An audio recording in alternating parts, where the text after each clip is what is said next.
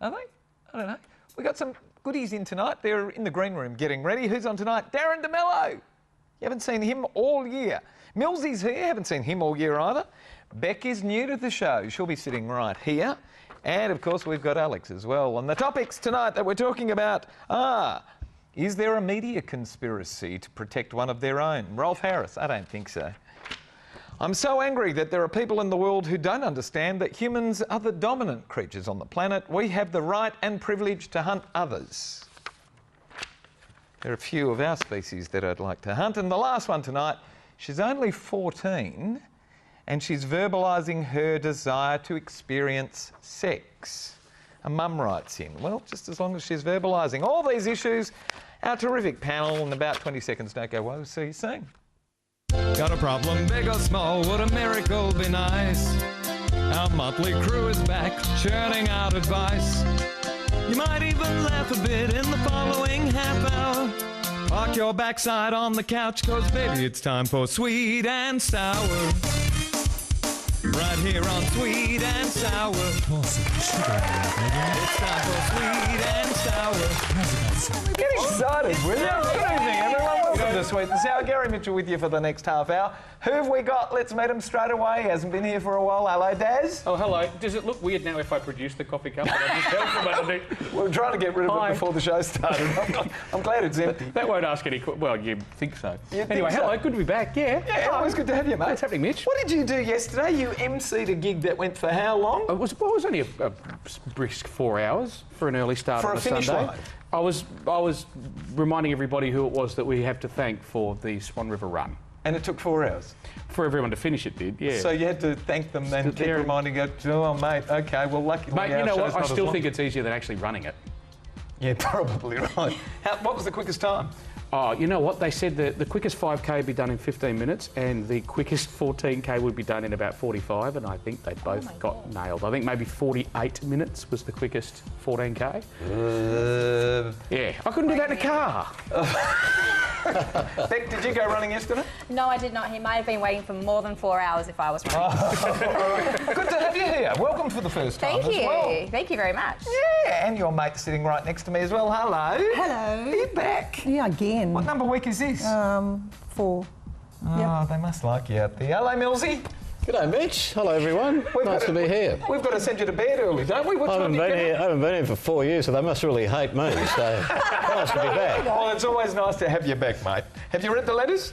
Look, there's one letter tonight where I think the coppers should be called. Fair dinkum, that's just disgraceful. That's not about Rolf, is it? No. The coppers have already been called. Not that one. Not that one. All right, it's the last letter tonight. I know what you're talking about. Here we go. Letter 1, entitled Rolf. Hello, Sweet and Sour panel. This Rolf Harris case has left me and half of Australia stunned.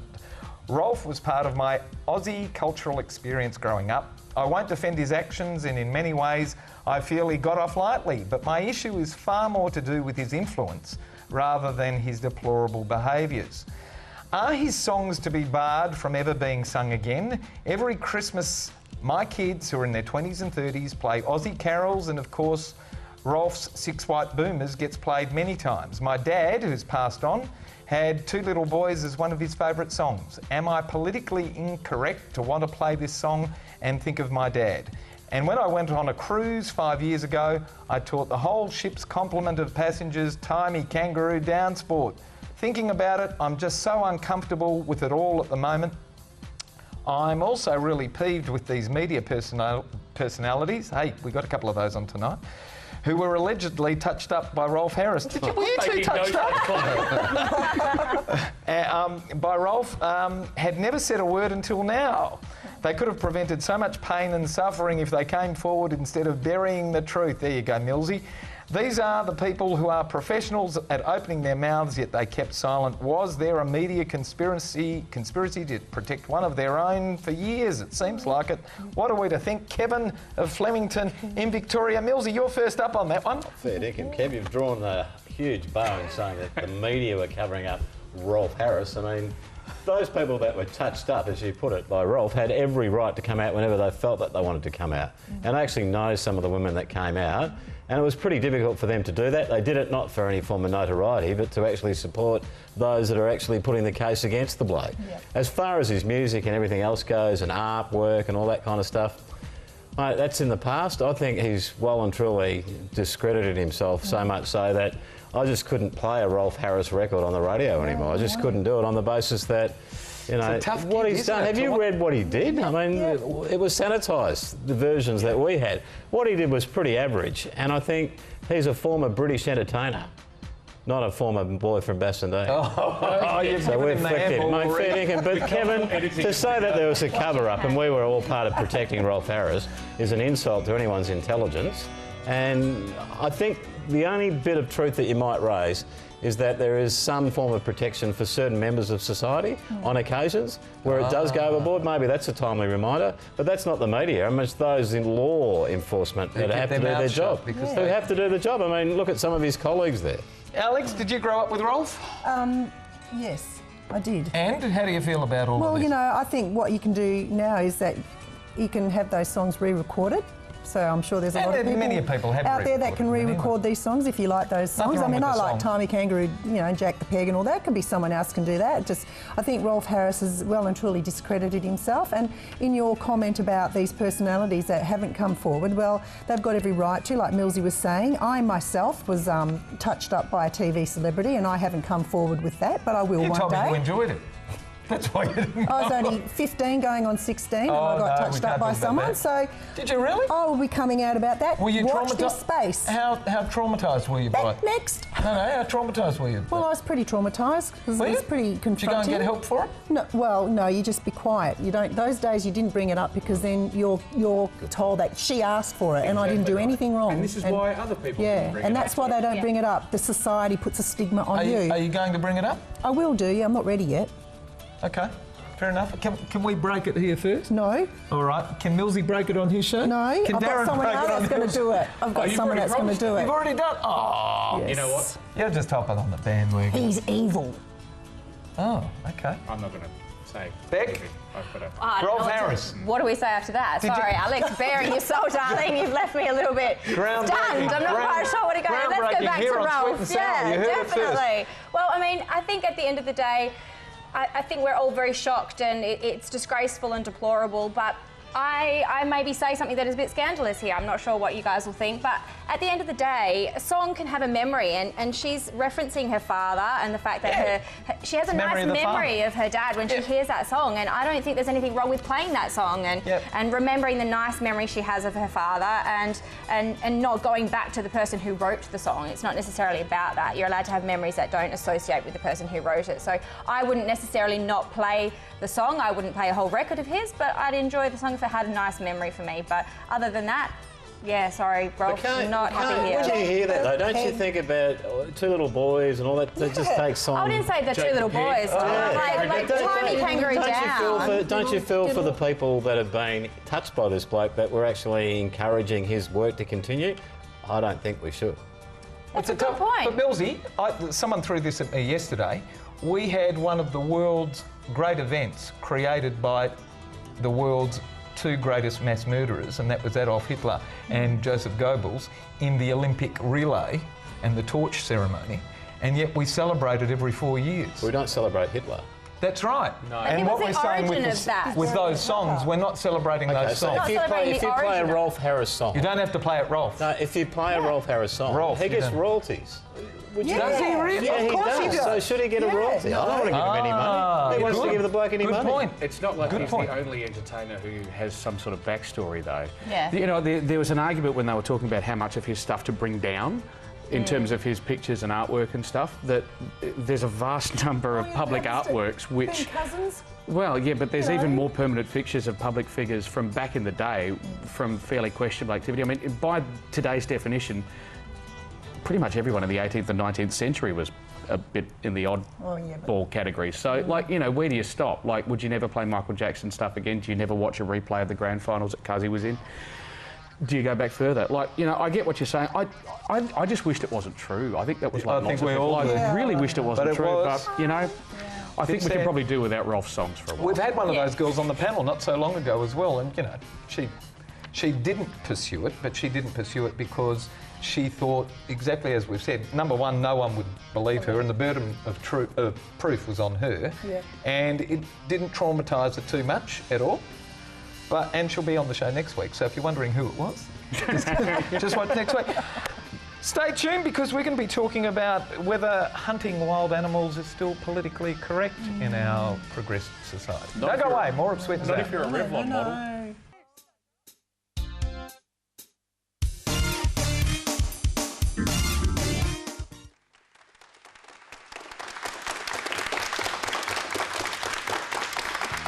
Welcome back to Sweet and Sour. If you'd like to send us a letter, send it to the address that's about to appear on your screen right now, which is letters@sweetandsour.net.au. You can also look us up on our website, which is sweetandsour.net.au. Give us a like on Facebook, and you can even tweet us now as well. And for everyone who does get a letter discussed on the panel, we're going to send you to the movies, courtesy of Natalie Cameron and NRC Communications, and the movie is Calvary. And Millsy's seen it, haven't you? Oh, look, I would climb a mountain to see that. It was magnificent, really. Is it about somewhere in Canada where they had the Olympic Games once, or is it a Calvary. Oh, so it's not Close, no cigar. and it's also not about people fighting like in the troop cavalry. That's cavalry. No, that's Okay. close. It's a love story, Ken. Dear Mitch and panel, I'm so angry that there are people in the world who don't understand that humans are the dominant creature on the earth, and they would move to stop others enjoying that privilege. We hunted animals and gathered food to survive in prehistoric times. We've been hunting ever since. It's natural, and in many ways it's innate. It's older than the oldest profession in the world. To hear that there is a campaign from Australia to try and close African game reserves where animals are specifically bred for gaming is completely absurd. We breed millions of animals every year to slaughter and eat, and we think nothing of it. Yet to preserve the skill of hunting in these few reserves is somehow considered offensive. Well, enough is enough. I'm proud to say that I'm off to volunteer for 1 month in Africa at a game reserve, and I encourage everyone, including your panel, to do similar. We should not succumb to the stupidity of these misguided do-gooders, and it comes to us from Nathan of Punchbowl in New South Wales. Daz, first up, are you a hunter? No. Do you know what? I don't even fish particularly well. Well, I fished a lot when I was a kid, and then I'm, going, oh, Dad and I reconnect over, like not disconnected or anything, but it was like, hey, I tell you what, let's go fishing again. Let's do this thing. Well, when we finally got something, I got this tiny little fish, and I realised at that point with my wife next to me and Mum and everybody there, it was like, I've never actually unhooked a fish from the end of the hook before, and I'm there going, what do I do with the thing? And anyway, it took far too long, and I finally got it off. Don't try to thing with it. Please don't die on me here as I'm trying to, because it was only a baby one, and then I've thrown it back in the water, and just gone flip and floated and flip and floated, and the seagull took it before it went underneath.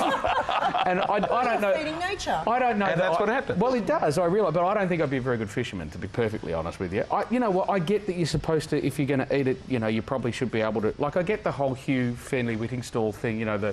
The whole idea of, if you got to be aware of, but you know what? I don't want to kill things, generally speaking, except maybe a cockroach. Do you want to kill things? Kill cockroaches. Or are you happy for other people to kill them and present them on your dinner plate?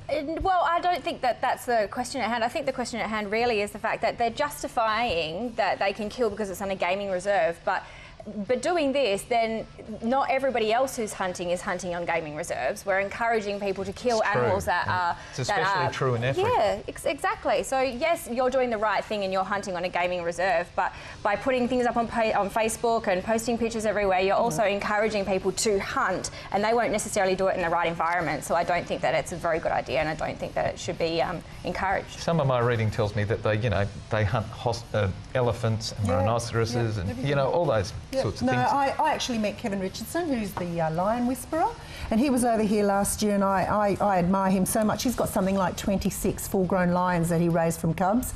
And when I mentioned that I was over in South Africa and I went to a lion reserve because I wanted to play with the cheetahs and lions, I held some baby cubs, and he said to me, which was quite confronting, how do you feel knowing that those cubs were being raised for canned hunting? And I didn't know what canned hunting was there.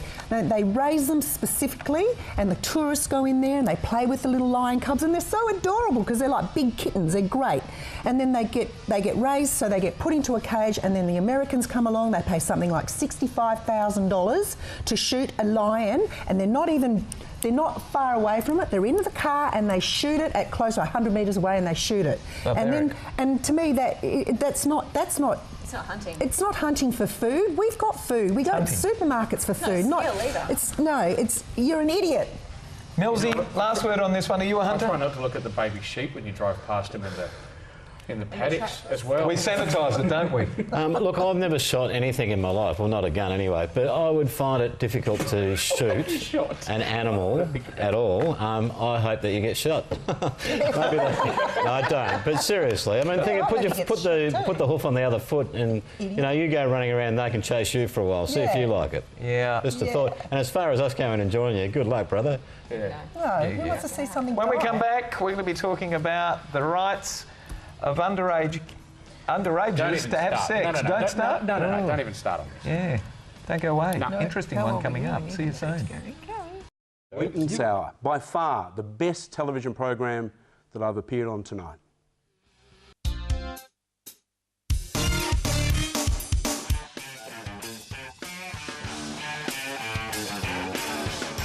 Welcome back to Sweet and Sour. Hi, panellists. You know, I've done my best to make sure my twins, a boy and a girl, don't have any hang-ups about that their dad and I could have passed on from our own upbringing. As initially uncomfortable as it was, my husband and I have been completely open about all things with the kids from day one, no matter how young they were, whenever they asked questions. It's amazing how uncomplicated and unpolluted everything can be for kids when adults cast off stigmas. Kids ask all manner of things, with nothing other than an honest curiosity and a thirst for knowledge motivating them. It gets to a point when they leave us far behind and start asking things like, how come mum and dad are both the same colour? Why can't we use human waste in the garden for free instead of paying for sheep manure? And why are adults interested in sex when kids aren't? It's quite amazing, and I can go on for hours.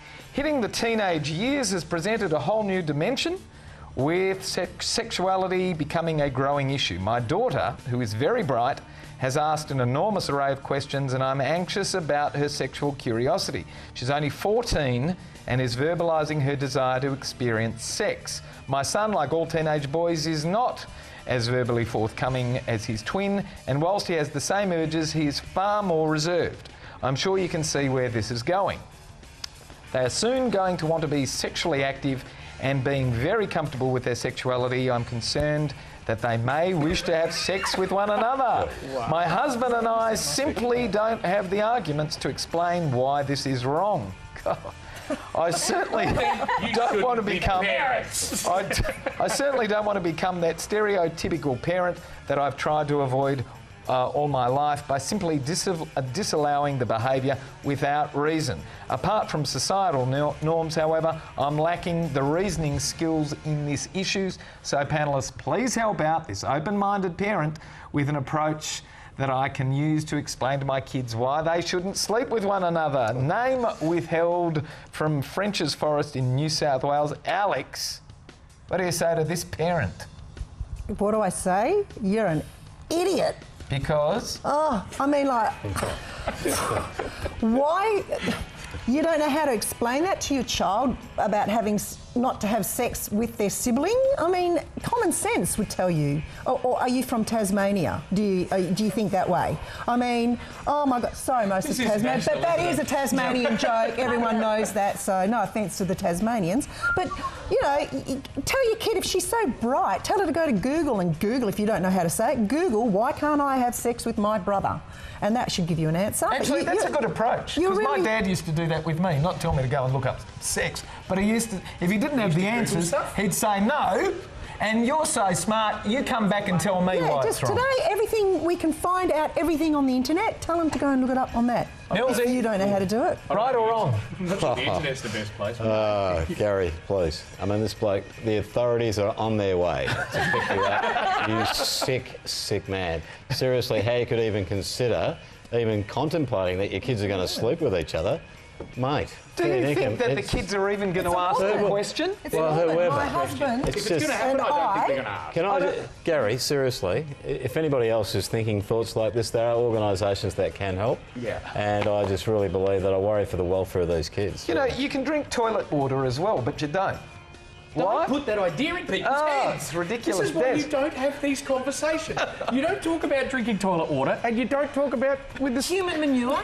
Well, you know what? There are countries that do that. Let's be honest. Yeah, but it's really bad. It's not entirely the greatest idea in the world, but that's easily something you can dispute for purely hygienic reasons. I mean, I reckon you could probably dispute the sibling sex things for hygienic reasons too. It's not a healthy family. It's just not good. It's not going to happen. You know what, though? The kids aren't interested in their own. Some might be. That's what the neighbours' kids are for. No, if you're watching Game of Thrones... It doesn't happen much. It's amazing how uncomplicated and unpolluted everything can be for kids when adults cast off stigmas. No, not always. And you know what? It's not even uncomplicated and unpolluted for the adults when you cast off the stigmas. Kids need some boundaries. You know? Kids need some boundaries. Yeah. Absolutely. Don't touch your sister. Beck, last word to a woman. At the end of the day, I give kudos to them for not wanting to have a family that creates stigmas and social pressures and things of the past, maybe. Like, some people have been raised with fears of homosexuality and things like this. So, I mean, kudos to them for that. But at the end of the day, you are your children's moral compass, and you have to point straight, and there has to be a clear right and wrong. And in this case, it's a very, very simple thing. That is wrong. This is right. Stick to that. I think the pendulum has swung too far. Way too far. In the other direction, in an attempt not to be this kind of hang-up thing. You've gone too far in the other direction. Not on this panel. Balance. Oh no. There's still plenty of us out My there. pendulum's swinging. Do you guys like this letter to give away the pair of limited edition Suttons, courtesy of Along Trees and Aussie Opticals? No, which letter do you like? Number one. Number one. Which one was letter one? Let's have a look. I've got a sort through all the... Rolf, you like Rolf? Well, Daz, do you like we Rolf? started an intelligent conversation about a very complicated issue. That's relevant. Rolf? And that's rare for this panel. Millsy? I wouldn't give anyone any letter. They're all crap this week. Fair dinkum. Write something decent, please. You sick bastard. We got two. We got none. None from Millsy. What letter do you like? Letter one. That was Letter one. Three for letter one. Yeah. Coming out to Kevin of Flemington in Victoria, a pair of limited edition sunnies courtesy of Aussie Opticals and Alon Treves. Thank you, Alon. We've got a little painting over here. Can we see that? Okay, tell us quickly about it.